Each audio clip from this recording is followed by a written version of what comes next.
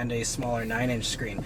Now, I'm just going to talk about those changes first, and we'll go over a quick overview of this interior in general. I did do a full in-depth interior review a couple of years back when this Sienna first came out, and dimensionally and all that, it's all the same. But so anyway, the story of the show here, this touchscreen.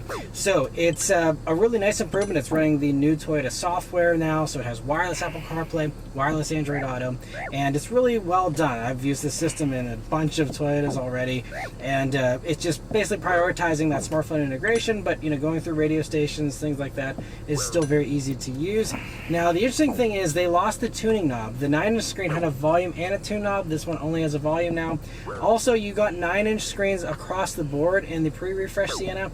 Now it's either this 12.3-inch, again, in basically everything, or that base trim goes down to an 8-inch screen. So you actually get downgraded on LE just as far as that screen size. But again, it's still running that new software and still be, very usable, and only 1-inch difference compared to the 9-inch screen. But just the little changes there worth noting.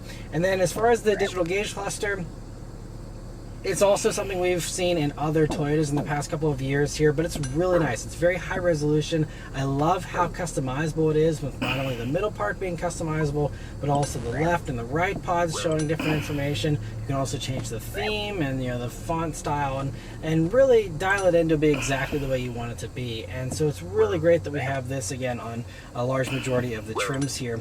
But it doesn't stop there. So even though those are the two cool technology pieces that have been mostly improved, the one other very cool thing is that there's now an advanced rear seat reminder. And while we've had rear seat reminders in the past in other vehicles, that's just been a basic system that if it detects that you had opened the rear doors, it'll alert you if you don't open them whenever you leave the vehicle. But this is a lot more advanced.